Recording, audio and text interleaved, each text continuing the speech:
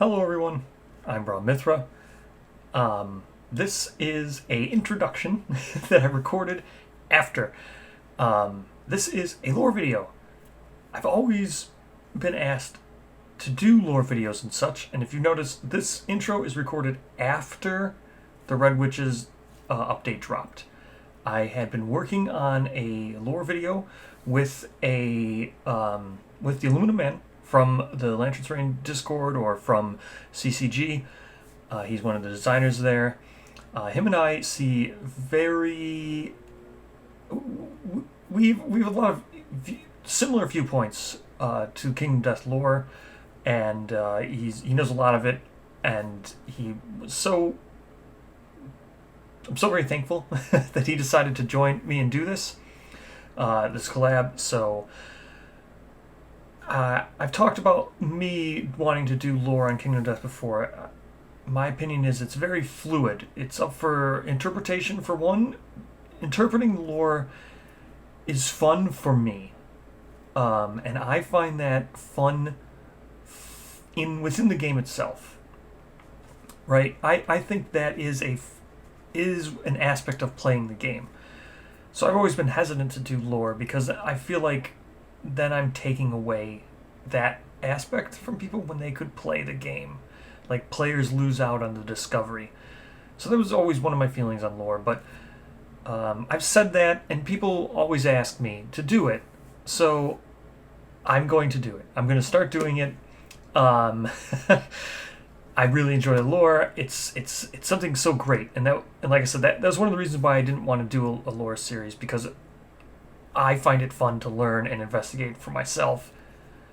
So it was a hard choice to make, but I'm going to do it. Everyone's always asked. So this is the first one, and my idea was to do White Speakers and then the Black Knight, because that was the most recent Herald. I figured that's a good place to start. I know it's not.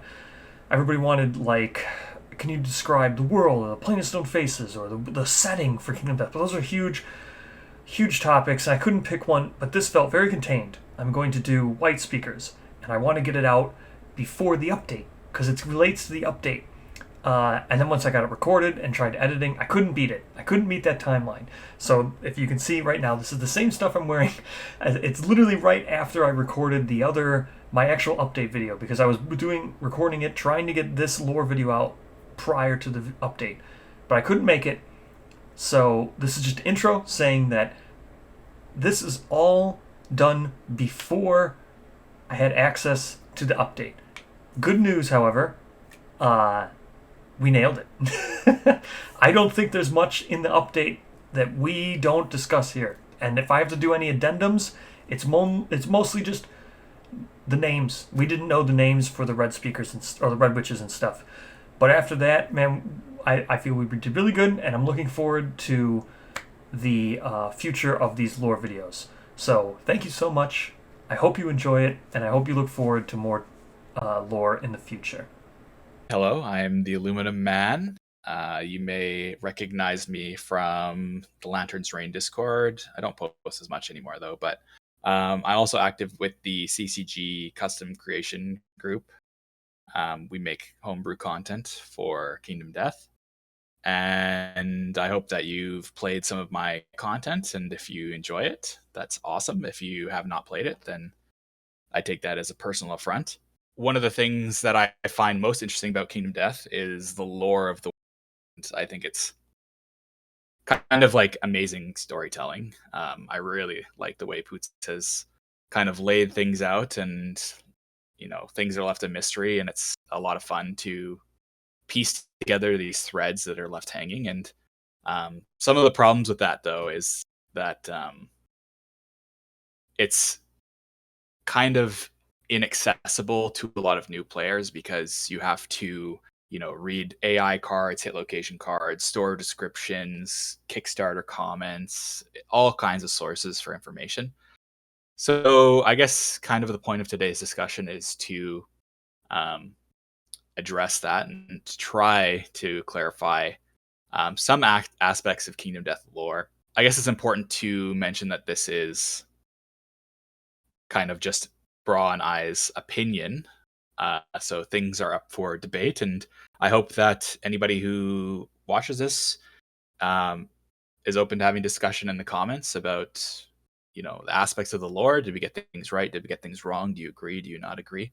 I love reading that kind of information, and I think it's valuable to build up the community for that point. So from from that point, I'd like to say, like, Kingdom Death has a narrative storytelling um, system. So how I had mentioned before, like all these pieces of lore kind of fit together from cards. Like you have to look at the entirety of the game to kind of get this broad idea of how lore works and how things are all connected, and it's great. So we're gonna try to do that.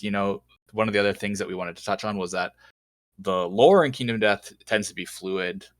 It seems like a lot of the times, like things will be said like years ago in store descriptions, and then those can change when content is released. So even though we're discussing things, anything in this has the potential to be changed in the future. So don't take it too seriously, I suppose. So, with all that said, I figured the best place to start the video would be with the newest update, which would be focusing on Red Witches and the Black Knight. So we will start by discussing the current lore with the White Speakers, who visit your settlement via the White Secret story, which is gained when you hit the last milestone on the Understanding track. This triggers the White Speakers to visit your settlement. Now, White Speakers in lore started off as a hero class, and they have they kind of have the story thing. The stories that they tell and share between one another kind of act as like their source of power. I know you wrote a very detailed article on their stories and blood magic and stuff. So do you want to explain a little bit? Yeah, so I guess I should say that this is an unreleased article, not to get anybody's hopes up. Um, but I started writing this article as a way to kind of piece together, all the lore that we knew about the White Speakers. And part of that is talking about stories and knowledge and history and culture as in Kingdom Death, they're kind of a source of power, or like almost like a magical energy. They have like physical impacts on the world.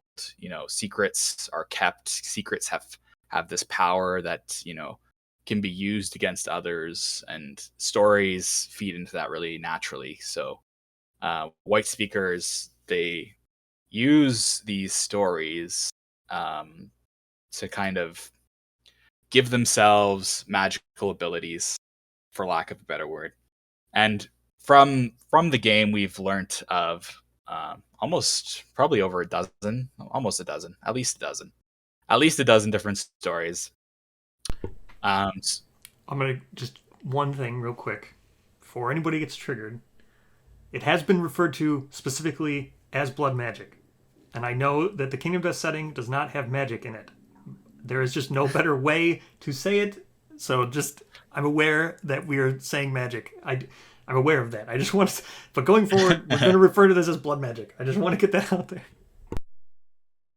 yeah, so this is actually something I've been thinking about recently: is how separated are these blood magic techniques from stories? Like, are they related? So, one of the first pieces of Kingdom Death lore, I guess, that was ever released was before Kingdom Death Monster was made.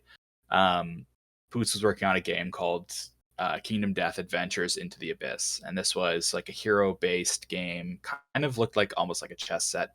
Very interesting. We never really got any rules for it or that, but White Speakers, Twilight Knights, Forsakers, the Priest, like Saviors. These were all supposed to be playable character classes, hero classes, and they all had different. It was like playing D&D. Like they all had their unique class abilities. So one of the only kind of blurbs we got about this game was for White Speakers, and it talks about how like it says specifically, through sadistic rituals and dangerous storytelling traditions, they balance the twisted nature of Kingdom Death and can manipulate the other through unique blood techniques. So, one of my questions, I guess, is how related is the act of telling stories to the other and this blood magic? Like, I think they're all kind of, as far as like, their effect or their ability to use this magic goes, magic quote quote.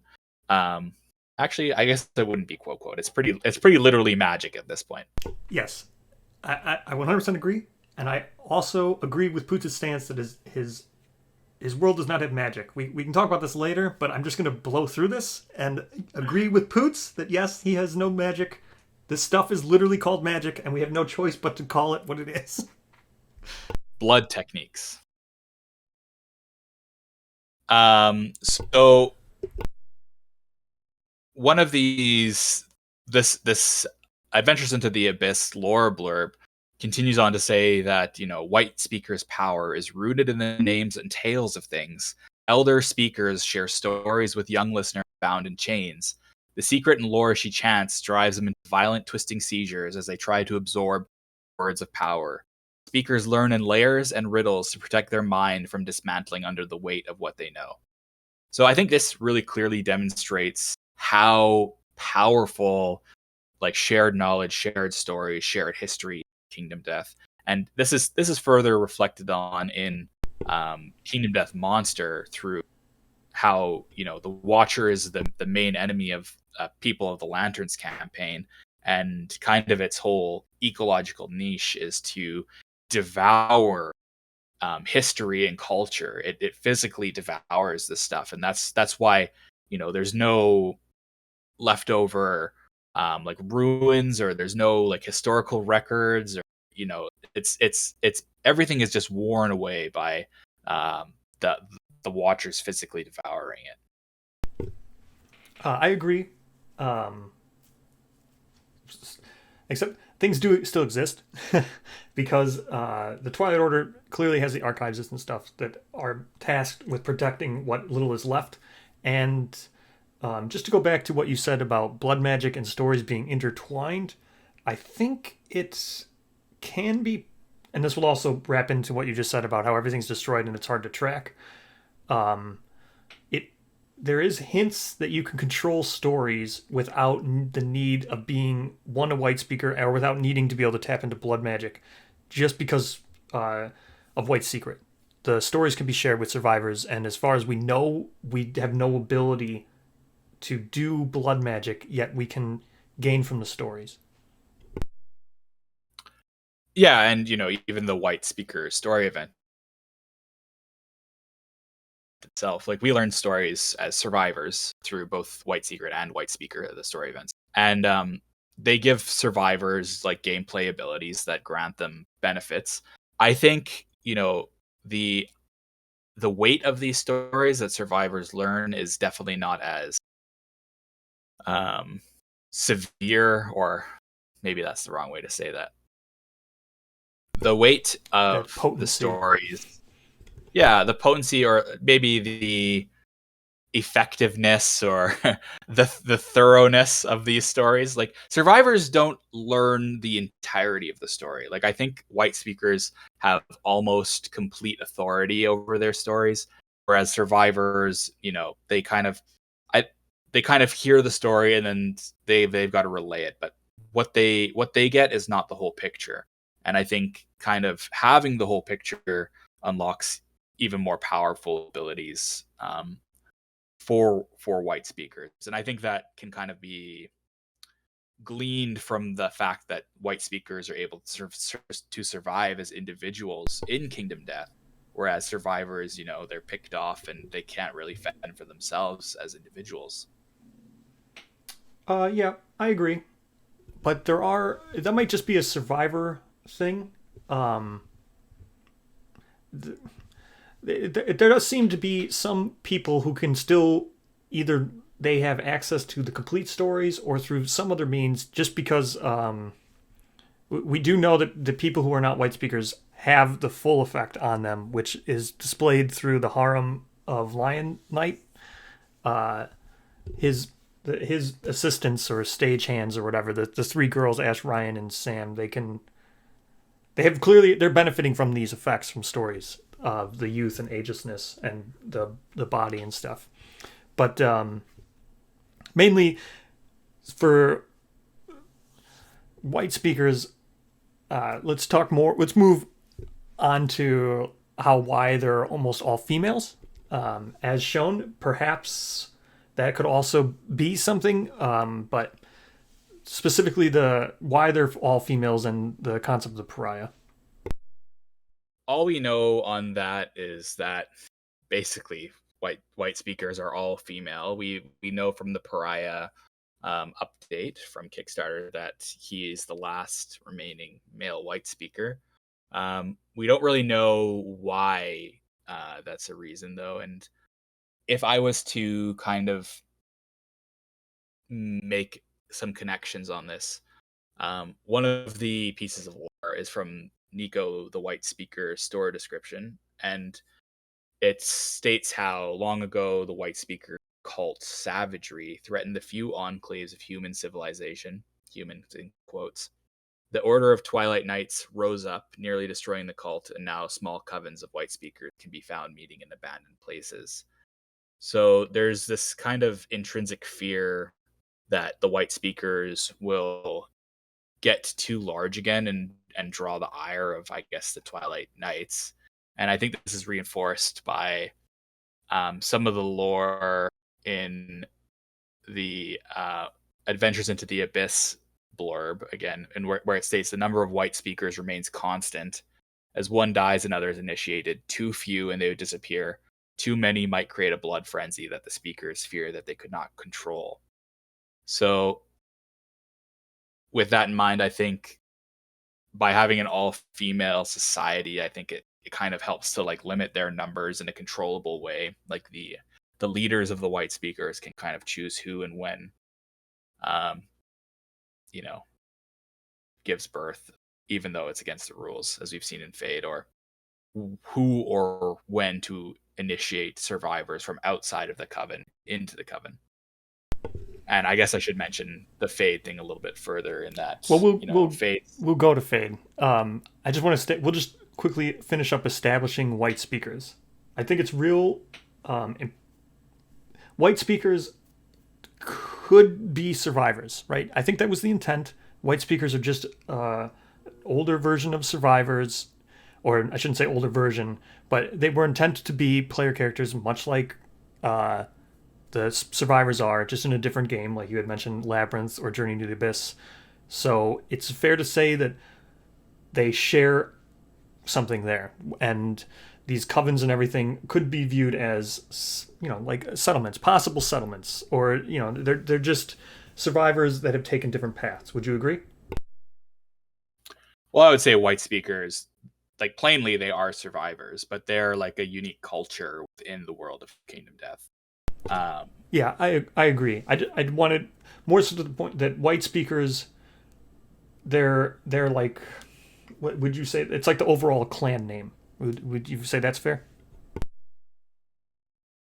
Yeah, and you mean they're a coven of witches. I'm sure even within, like, this is speculation, but within the white speakers, I'm sure there's different kind of doctrines or clans, but that's never something we've ever seen. But yeah, the white Well, it speakers. is. That's what I was trying to segue. Come on, I was trying harder to segue to red witches.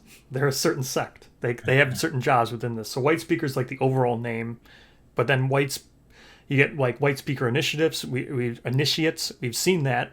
They use deprivation to become red speakers or red witches and stuff. But white speakers happen to just be the name of the covens. Well, white speakers, like it's the name of the culture, but it's also, just that the bare bones member of the coven is called a white speaker. But yes, there's the other kind of sects, I guess, of the coven, which is like the initiates, and then the sword hunters, and then you have the bosses, which are, I guess, the elders of the white speakers, and you have the red witches, who are kind of like the special forces equivalent, like above the law, the police of the red witches, or sorry, of the white speakers, and their whole job is to kind of enforce the rules and the oaths that these witches have taken um, to become speakers. Yes, I agree. More to the somewhere out there, they must have a larger settlement. I know because the Twilight Order is said to have fought them and kept them a really low population. How big a population needs to be for them to have settlements and buildings? We've seen through our own Kingdom Death playing, you can do that with maybe 30 or 40 people to have a thriving settlement. But somewhere they have like archives and they have armories. Yeah, so the Sword Hunter lore store description does definitely refer to the Sword Hunter armory. So they keep all kinds of weapons there that they've acquired from their travels, and whatever their purpose for doing so is unclear. But I'm not completely convinced that there's like a whole settlement or anything like that. I think maybe they seem kind of like shamanistic, or like, uh like moving around. Like it doesn't seem like they congregate other for reasons other than to have these rituals that they perform. um but I mean, I guess they have to have a home, right? Yeah, it would. I would think they would need some place that they gather. Some place is for boss. We'll get into that. We're going to all the named ones and all the specifics of what we know specifically how their culture works. But I I would agree that yeah they need some place where they come together because they're establishing rules. They have sex to deal with things like they had the Red Witches to deal with rule breakers. Fade specifically, we'll talk about her, but she also stole from the armory directly, and it seems like their weapons have very specific need are very specifically designed to deal with white witches or red witches and or no white speakers. So yeah, it's something, and they train each other with deprivation suits and everything. So there must be some place where they do congregate. Yeah, I mean, it's not hard to imagine, I suppose. So now let's go to the reason I want to do focused names is because I like the idea of it's easy to relate to the game more when you name your survivors and you tell your own personal storytelling. I find it interesting that so many white speakers we know so many of them by name, which is interesting to me as far as all the other like there's so many. Whenever usually a named character, they're probably going to be a Twilight Knight or they're probably going to be a White Spear, and I find that interesting. It's probably a side effect of the fact that again with Labyrinth, it was going to be a core game where everybody would play a named character. But specifically, we have we'll start with Boss, who is like the I agree. It's probably like some kind of she's probably like a high priestess or like a shaman. Yeah, I agree. I don't think that boss is her name. Boss is just like kind of a rank, I Yes, suppose. yes. Her name is probably not Boss. I'm just saying that as this she was sold titled as Boss, and I don't even think Boss is probably the correct name. She's probably like a shaman, like you said. So I think it was just an, a quick name applied to her. an elder. But yeah, White Speaker Boss is a pretty interesting model because it kind of showcases in the lore the hierarchy of the White Speakers. So she is described as kind of being an elder, basically, and um, I guess that's implied by being a boss. And she uses a crown of phoenix chick feathers to access this kind of alternate reality, I suppose, called the might have been, in order to like learn of the potential fates of white speakers, which gives them their uncanny luck to kind of avoid danger and avoid dying. I guess how a regular survivor might from some kind of horror monster or cracks in the ground, whatever, thing in Kingdom Death kills you, everything pretty much. Um, so I think being able to access that as a form of this kind of like other magic that we've talked about is really cool, and that sets them apart, right, from other factions, and that they can gain access to that. Yeah, and the way that they're described in doing it through blood rituals and taking large amounts of blood to do so, it's very neat. It's a very unique concept to Kingdom Death. Even like their clothing is purposeful for the rituals, like how they need to be tied to the ground and how they need to be stakes and the belts and everything to tighten them. It's a very unique way of looking at how a ritual is performed as other fantasy games. That was something I overlooked quite easily, I think, in the rule book. Is if you look on the White Speaker hunt event or sorry story event page, um, we've got this full spread piece of art on the left hand side, but on the right hand side you kind of get this small little cartoonish kind of thing, and it's really easy to kind of look over that because you're reading the rules, but the image like clearly shows how the White Speaker's straps, I guess, are used to like literally nail them into the ground to prevent them from thrashing around. And the act of telling these stories is so powerful, or like extreme on their bodies, that they need to be restrained in order to tell them properly. I think that's really cool, and it's like kind of a really good example of this very subtle like storytelling or like lore exposure that players might experience, and something that's so easy to miss.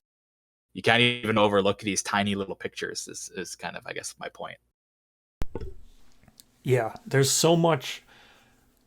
It's so much lore to be found, even in slight imagery and what's chosen to be in an image that has nothing to do with what you're actually being presented. And this is very very well on display with Astri. Uh, I know you was it was we were talking to do this or talking about this before we started recording and everything. You had never noticed that she's actually carrying a blood compass, and it's stuff like that's hidden in the art that makes reasons why people probably seek out lore. It makes why the lore is so wanting to be discussed because there's so much to miss because it's so subtly handed to the players. Yeah, Astria was a cool example. This is the model Astria the Promised. She was a character that was released quite recently, I think within the last year. But the thing was, it wasn't even in her art.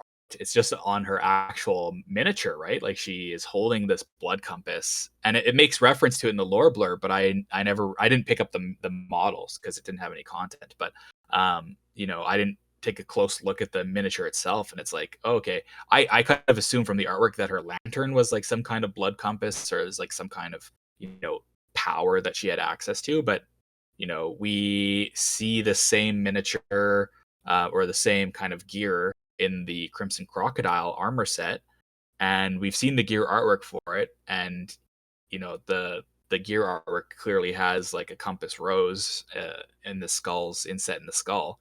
So I mean, there's nothing else that could be other than this blood compass. So it's really kind of telling that you've got to you've got to kind of like scour every model for details, and it's like these little tiny hints as to how things are related, and you know it's awesome. Yeah, I agree. I just want to preface this by saying we don't know for sure that the blood compass is made from the Crimson Croc. It could just be on the sprue. It is probably on the sprue for the Crimson Croc. We don't know if you make it. We don't know how you get it, but it is definitely included on that sprue in the gambler's chest. There will be a blood compass, and how it works it can only be speculative for. But it could be just like the Butcher's Cleavers and stuff. I think Butcher's Cleavers came on the Screaming Antelope sprue, but they don't necessarily have anything to do with Screaming Antelope. But so I just wanted to say that we don't know if it's crafted from a croc. I'm going to challenge that comment actually directly, and I think it will 100% be a Crimson Crocodile gear piece. And the reason for this is because the Crimson Crocodile settlement location shows a survivor holding a heart in the air.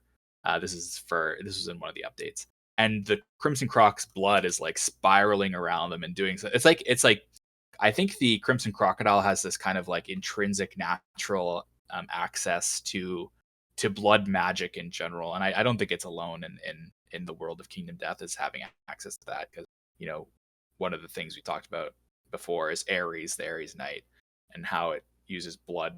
Like it's basically just a giant walking scab. Anyways, that's a topic for another day. But I think part of the Crimson Crocodile's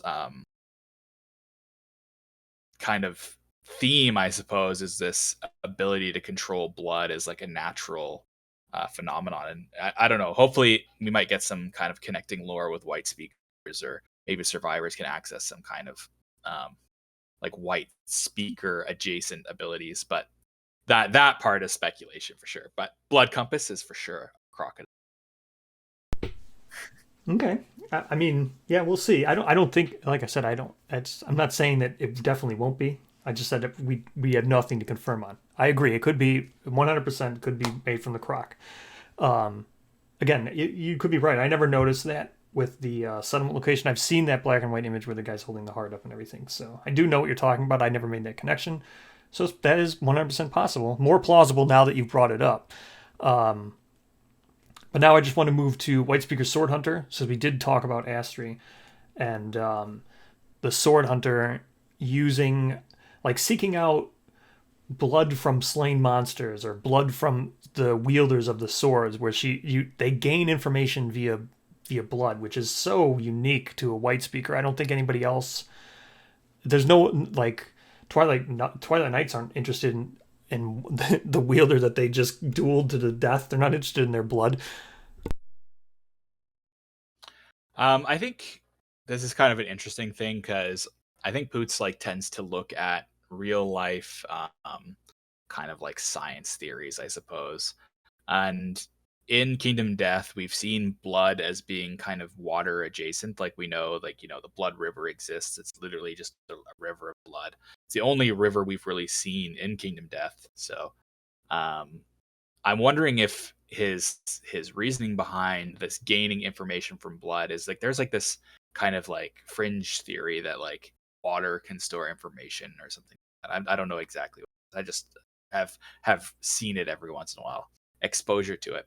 So I'm wondering if that's kind of the route he's going with, like, this blood is able to contain information and contain history, and it's kind of like probably a huge source of how white speakers get access to story is by learning it through like the physical memories, I suppose, that are imparted by blood learned from swords. And that's probably why sword hunters are such an integral part of white speaker culture, is like, in order to gain more power and learn more secrets of the world of Kingdom Death, it's like, none of this written history has survived for the most part. And they need to find kind of these unique or novel ways to obtain this information, and blood is, I guess, the answer. Yeah, I agree. I also think, well, just so we're talking about White Speaker Sword Hunter, we've seen that, and you brought up something too, which, I mean, if we can find another way of explaining it, but bloodbending. I agree that bloodbending is probably possible, but it's probably how they work. But to try to describe it without referencing bloodbending directly, the White Speaker, when she shows up to your settlement, she's able to control, like, the I want to say, we'll talk about how they can control their feelings and stuff, but that's more for Pariah. But for her specifically, she can paralyze settlement, the whole settlement. She can paralyze them. It's so cool. Yeah, so the white speaker sword hunter, when she comes to the settlement, in her little white box expansion, she had a settlement event called Sword Hunter. So she arrives at the settlement and she uses an unnamed story to basically make all the survivors in the settlement's arms go weak. So that's an example of this blood bending, for lack of a better term. It's blood magic. But another little, I guess, clip is from that Adventures into the Abyss lore blurb. it says like how the white speakers are intended to play, like as a hero class. And it says, however, their ability to change what stories they have on tongue opens a wealth of options. Blood transferring, scab armor, and stopping the flow of blood to a monster's heart are some examples. So we get these kind of glimpses of like the utility that this blood bending has, but also some of its abilities as like a like an offensive attack, I suppose. Yeah, it's interesting, and for sure that is how it was supposed to work. We can talk about we'll talk about the three most notable white speakers that have direct well, two of them we know that have direct interaction with the settlement. Now the ones that you will see gameplay mechanically, that's why I wanted to save these ones for last. White speaker was the third one we just talked about her, but the other two being Kashka and Nico specifically. So we'll start with Kashka. She is the one who is believed to be the one that you interact with in the game via the white secret. Do you believe that's true? I think it's true. Koshka is the kind of like main white speaker character, I guess, for Kingdom Death. Like she's the white speaker that's featured in the original like white speaker white box. That was a hard one to say, but like she's also featured as like in the art for white speaker and white secret. She's like the classic veil wearing red haired white speaker. So she Well, definitely is like. what Koshka's she's got red tints on her black hair. Are you sure about that? Yeah, This will be a cuttable moment for no, sure. Kisa is the one with red hair. That's the main difference between the two. If you look at even the artwork for Into the Abyss, or not for Labyrinth, with the one with the white speaker fighting off from the Holy Lands, she's got black hair with red tints. Oh yeah, she does have black hair. Just in my mind's So eye, she always had it is red not a hair. cuttable moment. Bam. Oh, you showed me. No, I'm just What do saying. I Well, know? that's no, Completely. it's just an example of how hard and difficult this stuff is to track. Yeah. I mean, that's like very easy to overlook. I'm not gonna deduct points from myself for making that mistake. I don't know. Maybe the viewers will. I lost all credibility from that one. No, I'm just saying it's because I you're right. There is the one that has all the red hair. I purposely skipped Kesia because she's just the pinup. Would you say it's fair to just call her just a pinup? Just the pinup, very reductive. Okay. Do you know what's different for her? I don't know. I think Kesia, she's just a white speaker. She doesn't have to be anything more or anything less. Oh, okay, yeah, I agree. What I said was very reductive. Let me take that back. Kesia is the pinup version of Koshka. It's the same as saying that Allison is the pinup version of the Twilight Knight. That's fair. So, so I think now. Oh, let's talk about Fade. But she's very unique. You know what? Let's save Fade. Fade is super cool. The more we talked about this, there was stuff that you mentioned that I didn't even pick up on Fade. So there you go. I gave you your points back. But let's quickly talk about Nico. So Nico is the I would say she's the one who physically shows bloodbending, right? She's the one who you can see actually being told that she's using blood magic. She's got a very unique. I don't want to say white box. I'd say because the white box ones are Koshka, right? Would you agree Koshka's the 10th anniversary white box? She's the one with the story of blood. Yeah, Koshka is the miniature. Like she is the white speaker depicted in that set. There's two Nico boxes. There's the one it's just like called Nico the White Speaker, and that's the one that has the very interesting art where it actually shows her using blood magic. Like it's like a rune. It's like it's got like language runes kind of floating in the magic or in the blood or in the magic. I don't know. It's both interchangeable at this point. So that really clearly demonstrates how like effectively blood bending in the sense that blood is like flying around her like some crazy magic storm. And then the second one is the holiday Nico box set, and that's the one that has the story, the snow attached to it. Yeah, that one's interesting too. I actually thought the brown box Nico is interesting because she has all kinds of gear. She's got like three different ways to build that mini. She's very cool. She's got it also shows the kind of weapons that blood speakers have other than just their blood magic. She's got like a skull spear. It's very neat, and it brings up a question about the Phoenix chick. Now, this is one thing that, again, we're going to go down a speculative road just because I don't want to, because we're covering it now, we're just going to talk about it. But the boss miniature talks specifically about Phoenix chicks and how they use it to see the future and stuff like that. But then Nico can also be seen wearing like the typical, I forget what they're called. I don't want to say they're doctors or something, or apothecaries, but many medieval artwork they have people use crow skulls to predict the future. I forget what soothsayers use crow skulls, raven skulls, but Nico wears one. I found that very interesting. Do you think that's a phoenix skull, or not a phoenix skull, a phoenix chick skull?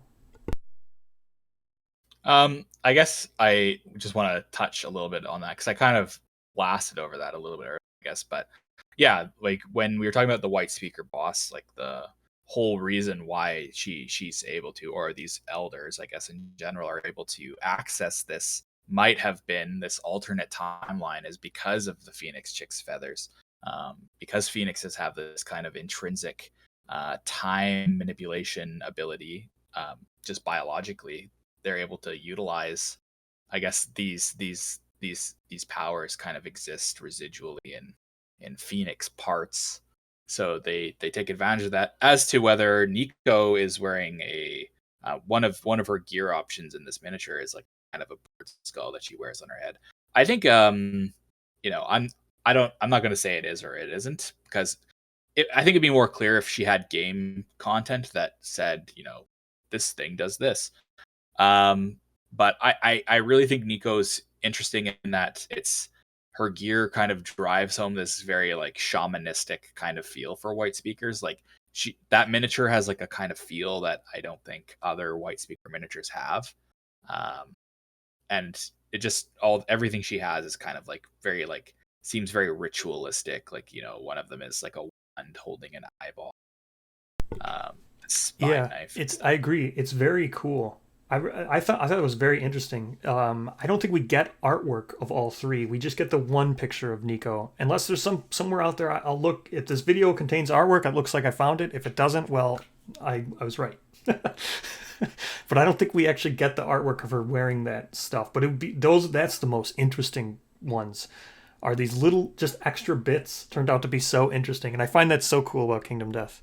But now we have two paths we can go down, and I'm going to leave it up to There, you. there, there is something else I would like to mention about this, though. And one of the things is like, I do find it interesting in that she was given so many gear options because that leaves a lot of opportunity for the KDM team to make gear or like, wanderers, whatever they end up turning out to be, or like, just extra white box content of these gear cards. And we saw that with the Halloween white speaker in having the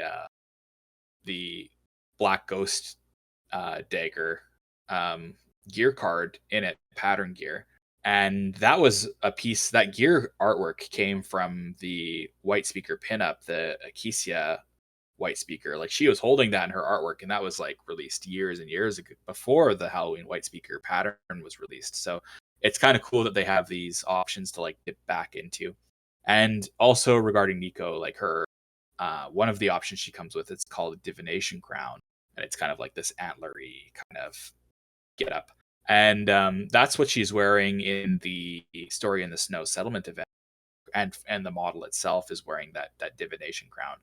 So she gives survivors access to this story through that event, the story of a future dream, in which she kind of has a dream, and it basically lets survivors, like if they all die on a hunt, they all come back to life, and it's like, oh, it was all just a dream. So I'm wondering if the divination crown is connected to that, but that's just a little bit of speculation on my part. No, that's very cool. I forgot all about that. The story in the snow, or yes, story in the snow, I think, or whatever it's called. Yeah, the settlement event card. I forgot that that was also Nico. Um, but no, the way that lore is delivered in this game is so unique to this game, um, that bits and on the sprue are just fascinating.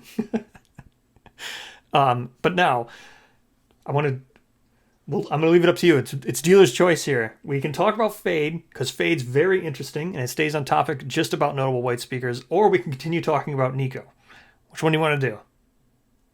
I think we can talk about Fade and then come into Nico and how she is related to the Red Witches, because I think that's kind of important.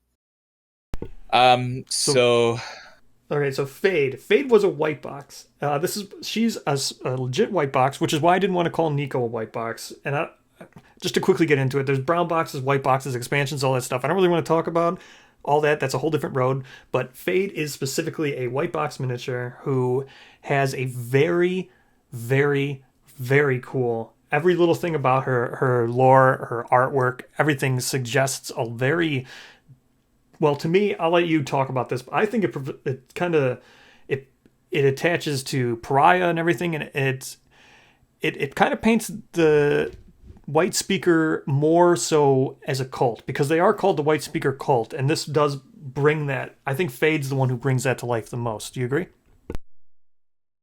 yeah, I'd agree with that because I did start touching on this, but Fade in her store description, she's explicitly stated as having violated a white speaker oath against having children. So that's a huge rule for them. We don't know exactly why. We touched on that a little bit. So because this is such a huge rule, like it says, she was expecting no mercy, so she fled this cult and her child, and she stole the sword of silence from the sword hunter's arm. Um, that's also something I think I made a mistake earlier. That was in the sword hunter store description, but it's in the Fade store description. See, it's all over the place. Um, Yeah, lore is difficult to track. I agree. That's no, it's not a it's just it's literally a task. So I guess whether or not the white speakers are a cult is really perspective as to where you exist within the cult. Because even in the adventures of the abyss lore blurb here, it says the white speaker cults are forbidding. Rituals of blood and delirious narration keep most people clear. So that kind of implies to me that survivors that understand or have experience or maybe like like a more close knit relationship with these white speaker cults, they understand that maybe it's a little spooky or they don't want to get involved because these rituals are so intense or dangerous, and I think that's completely understandable. Yeah, and I one of the ways that you phrased it was like with the cult. It's a word, and Kingdom Death uses a lot of words that have multiple meaning, and I don't want to make cults can be a cult is just a word that represents a small group of people having beliefs that are very tight knit, and they usually don't like dissent. I didn't want to make it misaligned to sinister or whatever. I didn't want to do that. I just wanted just to clear that. Yeah, no offense to all the cultists out there listening or watching. Well, I So just didn't want to make Fate. it sound like I didn't want to align them as being sinister intent. I didn't. I don't think their intent is sinister. I just wanted to use the word as it's intended to be. It's just a small group of people who have very strict beliefs. Yeah, and so Fade comes with a hunt event, a basic hunt event called Baby and the Sword, where the survivors find her dead. She's like filled with arrows, and she is resting at the center of a pattern drawn in blood with her baby and the sword in hand. And this gives the survivors an opportunity to collect both the baby and or the sword. So even that one small paragraph gives us like a lot of kind of story background that is expected to be filled in with red witches, or kind of was um, pitched as being addressed with the red witches. Uh, so Yeah, and just because I had never thought about it, what does the blood circle do? The blood ritual. You had a very interesting take, and I agree. After hearing about it and talking about it prior to this, it is super cool. so yeah, this is something I'm not gonna say this is 100%, but in the Dragon King expansion, you can fight the tyrant in the People of the Stars campaign, and one of his abilities, one of his AI cards, is called Harvester Incantation, and when he performs that, he basically produces, I guess, this magic symbol, I suppose, on the ground. It's not specifically said to be blood, but doing so like summons a harvester that kills the whole party. And in the Baby and the Sword event, we see the same thing. Like, we see this pattern drawn on the ground in blood, and then it summons a harvester word, which triggers the harvester event in the basic hunt table. So there's kind of this connection there that maybe the tyrant and the dragon kings as a people had access to these same kind of stories or powers, abilities, that white speakers have, and because the harvester incantation isn't specifically said to have been drawn in blood, it's like kind of shows that there's more than one way to access these powers, and we don't really get any more information on it past that, but I think it's a pretty neat little connection that they've made. Yeah, I agree. And then her weapon is also super interesting. The weapon that she carries with her, the sword, is it this sword of silence or is it the silencing sword? I forget exactly. What sword of silence. Yeah. So the Sword of Silence is a rare gift that also comes with the pack, and it's interesting in that it specifically prevents the settlement from triggering like the white secret. I don't know if it does both or one or the other. I can't remember, but it basically nullifies white speakers. So it's kind of implied that this Sword of Silence silences a white speaker's ability to tell stories. So it's like a weapon that was made by somebody in order to kind of be used against white speakers, I suppose. So we don't know. It could be like a Twilight Knight weapon, or it could be something completely unrelated. That's something to find out in the future, hopefully. Now we're going to walk down speculative discussion path. Uh, this we don't know. Sword of Silence is so super cool to me because it can be looked at two different ways. Now I know you looked at it your way, and I agree. I think it's like a silence in fantasy setting and everything. You use cast silence because it stops spellcasters from doing stuff, and I think she did use it to probably have the ability to give birth. Who knows? Maybe there's a story that stops them from giving birth to keep their population low. But there's another way you can look at it. The Sword of Silence might be an escape thing because it prevents white speakers from coming to the settlement. If you have that sword, it might be what aided her in her escape. Yeah, I completely agree. She probably used it, and that's why I think maybe they used this harvester incantation and arrows instead of pulling her blood right out of her body or something dramatic like that. Like they had to rely on more traditional methods of killing someone than using these blood techniques. And we had discussed this a little bit yesterday, but we were talking about like, well, the I guess I should say firstly, the theory is that the Red Witches have killed Fade, and this is supported with some Red Witch stuff that we can talk about later. So the idea we're talking about is like the Red Witches killed Fade, the baby's there, the baby's alive, and the sword is there. So how come they haven't retrieved the sword? And how come they are um had drawn this harvester incantation? So we had discussed like, was the incantation made to be a trap for whoever, the father of this child was? Or, is it just the white speakers? It's they just decided, the red witches maybe decided that this weapon was too strong or too dangerous to have around the coven anymore, if it was used as a tool to help Fade escape. So maybe they just decided to use a harvester to just get rid of the sword in general. Yeah, I agree. It's probably a trap, and that was so interesting when we were talking about that because I'd never thought about that before. I always thought it was something that she used to stay low off the radar, right? Like this was some kind of stealthy sword that red witches can't track, right? Because she's clearly being tracked, right? She's being hunted down by the red witches. So we're going to segue into red witches here, but we'll finish up on Fade. But I viewed it as Sword of Silence being a way for her to sneakily escape, and then she eventually was killed, but they couldn't track her down. Like Astri is somehow tracking a sword hunter, but with the Sword of Silence, if you're carrying it, you can't. The white speakers have no way of finding you. And then I agree with the fact that they left the baby alive. I think is definitely a trap. They probably don't want to bring that sword back, or possibly, as we talked about earlier, maybe they can't pick it up. Yeah, or maybe there's like kind of secret rules or whatever regulations in the white speakers covens to like prevent, the red witches did their job, but now they're kind of defending the sword, and they'll relay their information to a sword hunter who will come and collect it because it was said to have been stolen from the sword hunter armories. So maybe there's like specific jurisdiction over who can collect things or whatever.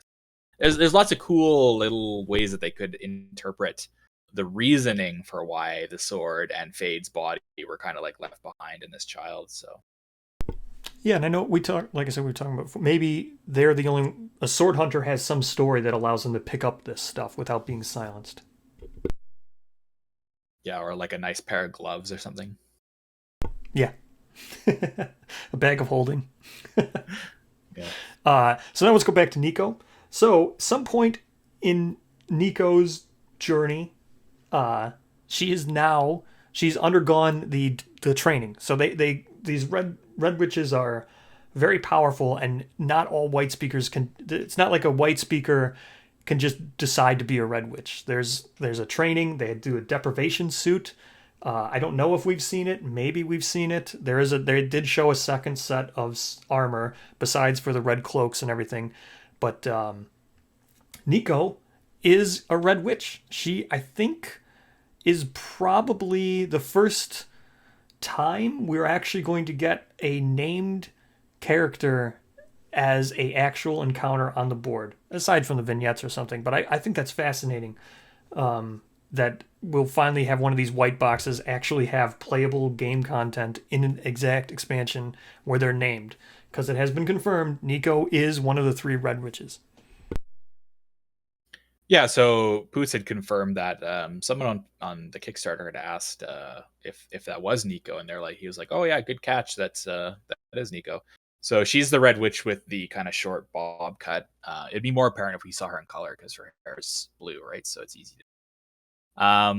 Regarding the deprivation suits, we have seen what they look like. If you're looking at, I think it's update 65, right? Um, the first piece of artwork on it's update 28. That's very misleading. The first piece of artwork on that underneath like the Red Witch lore blurb that was presented shows a white speaker in this deprivation suit. And I think it's really easy to be like, oh, that's just a silhouette of a person just to showcase the gear. But I think that actually is like the real deprivation suit that they wear. And I might be wrong, but that's my thoughts. Yeah, So I agree. It could be. I also pulled it up and said it's possible. It's possible, more leaning towards likely that is the actual deprivation suit. yeah, and so leaning on to what you said a little bit, red witches are kind of like the best of the best of white speakers. Like the same lore blurb in this update says, above the red witches are enforcers for the cult, and that they're above the cult's sacred laws. They're the only ones given permission to kill cult members and remove potential threats to the order, chase down exiles, and search for resources and relics to add to the cult's armor. And this completely, you know, is synergized with kind of what was in Fade's hunt event, because she broke the rules. She broke this law on childbirth, so the red witches have hunted her down as an exile. So outside of some kind of unknown reasoning as to why Fade would have died, it's kind of obvious. And I think it's kind of reinforced even more because this update says that this content will have planned interactions with Fade. So Yeah, I agree. It also specifically calls out the Pariah. yeah, so the Pariah, he's got a really interesting story, and I guess we can talk more about him because he's supposed to have um his own Dark Herald update, right?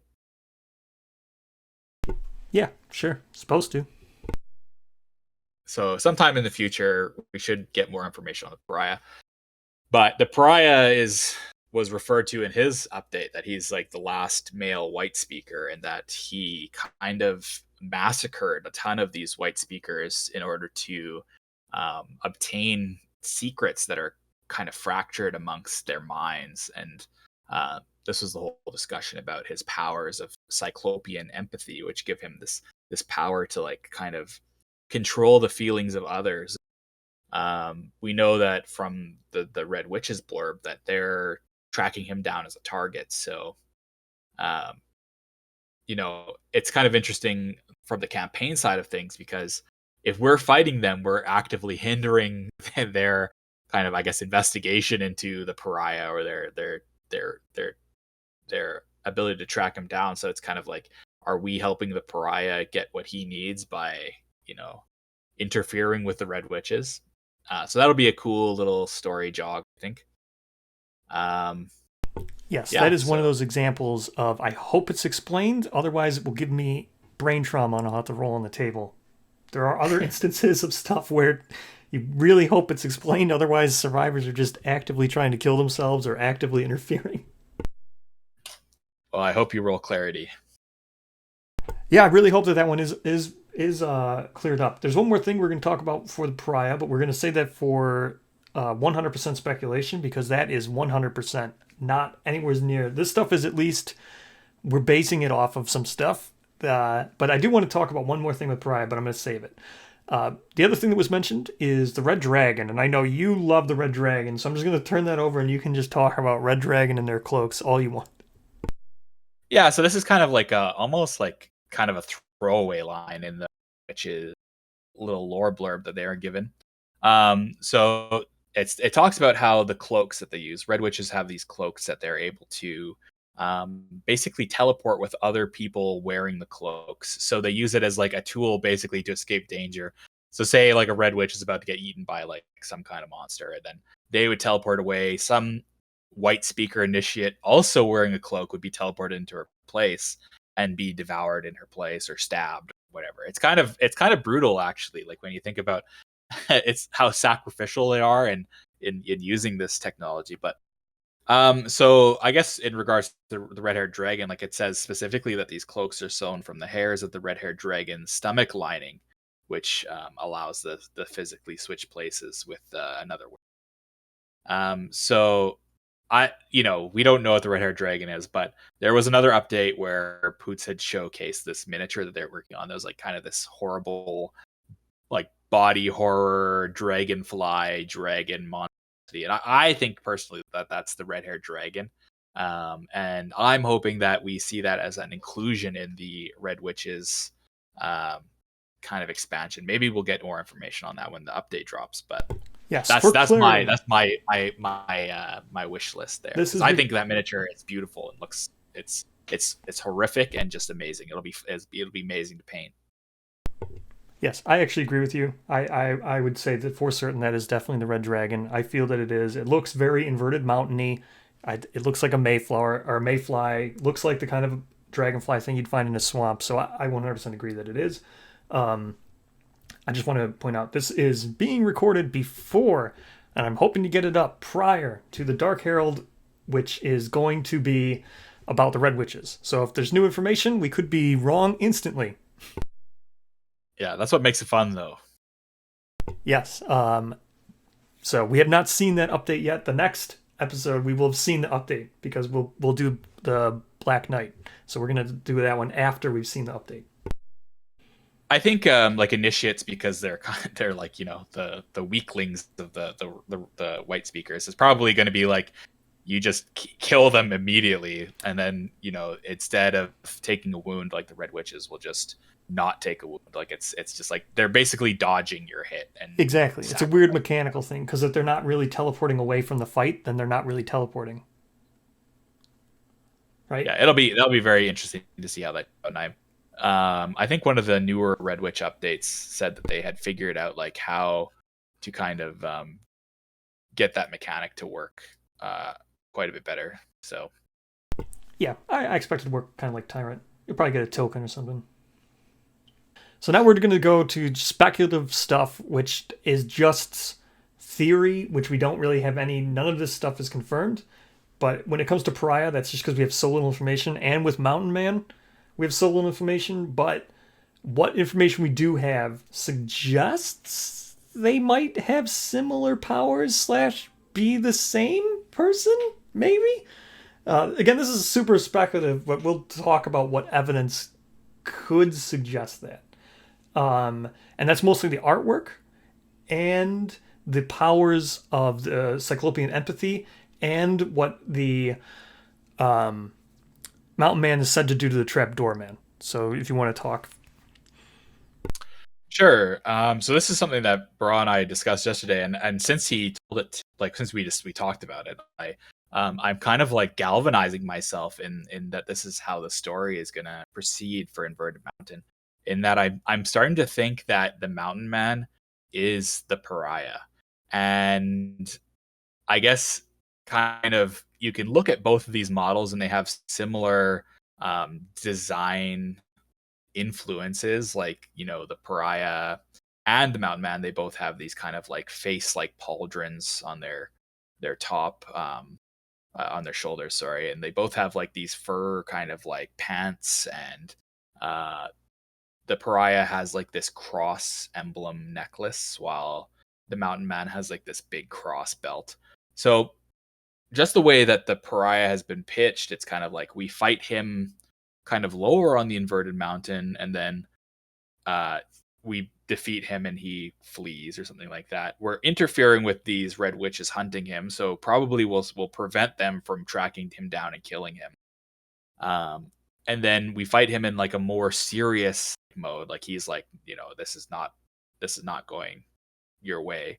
So I'm wondering if after we defeat him the third time, or the second time, I should say, does he end up escaping to the top of the inverted mountain and undergoes this kind of metamorphosis into the Mountain Man?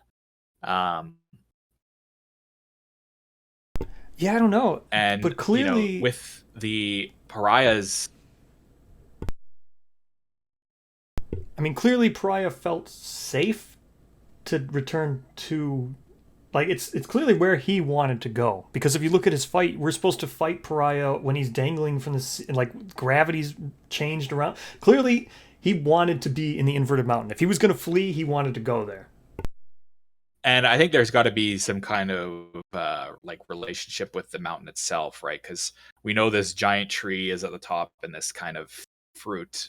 This is like no preparation to talk about this in the background, so I don't um, can't directly quote it, but there's like this fruit or whatever hanging from the tree, and it kind of seems like it's supposed to be like this Zen kind of like, the Mountain Man is kind of like this monk like figure that is just waiting at the top of the mountain. And one of the things that's discussed is like with the thralls or the trapdoor men. The thralls, when they were released as resin miniatures a few months ago, I guess it's probably close to a year ago now.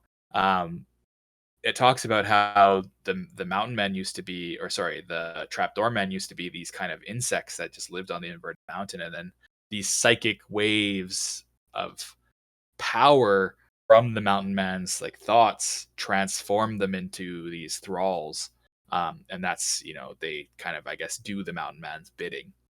So I think, this idea of cyclopean empathy and the pariah having these abilities to like command people to his will or like access their emotions or whatever it ends up being, is very similar in that idea that maybe his powers have developed through meditation on the top of the inverted mountain. For we can assume it takes our survivors years, lantern years, to get to the top of this mountain. So that's quite a lot of time for the pariah, if the pariah does end up being the mountain man, to develop these kind of abilities and become this kind of like transcend into this kind of monk like zen like warrior type figure. And I think that's really cool. Like, we just had this discussion yesterday and I'm like almost completely sold that that's how it's gonna shake out.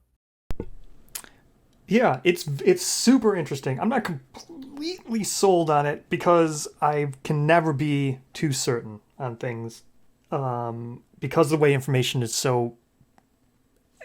This is what he wants. This is what Poots wants. He wants everyone to speculate on this stuff. This is what he wants his game to do. He always has said that he loves the idea that people look into his lore and are intrigued by it and try to figure it out for themselves.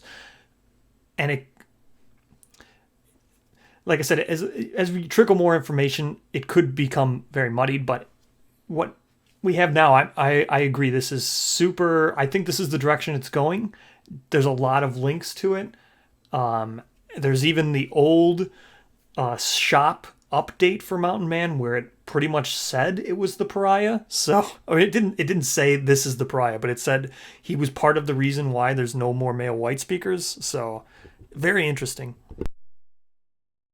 Yeah, I'm really looking forward to it. Like, the mountain man didn't really excite me as much as like a, I guess, core monster for inverted mountain, just because we haven't really learned anything about it. But the idea that, like, you're impacting his, if he does end up being the pariah, the same thing. It's cool that your survivors are kind of like a thorn in his side kind of thing. And I guess something else I would say would kind of support this idea that it's going to be like this continued kind of encounter is, we know that the Black Knight is supposed to do that. And that kind of feeds in if we have a discussion about the Black Knight as well. Like, we're supposed to see this Black Knight multiple times, like throughout the Inverted Mountain campaign, and then eventually we'll kill him, I guess, which is kind of sad, because why would you do that? Yeah, why would you do that? He's a good boy. Survivors are monsters, though. So yeah, that's true. Okay. Okay. But yeah, we will talk about Black Knight. I really wanted to do both these parts, but lore discussions are way too fun to keep me contained. I can't be limited. I'm not gonna limit myself to some time limit. I can't be contained. And just to kind of wrap up my thoughts on the progression, or like the repeatability of encounters, is like, I think that might be just a theme going through inverted mountain cesspool kind of mechanics. Like, we know the frog dog, where we have like it as a node 1 quarry, and then we come back to it later and fight it for more armor. We have the same kind of themes going through the honeycomb weaver, with like an early game version and then a later game version.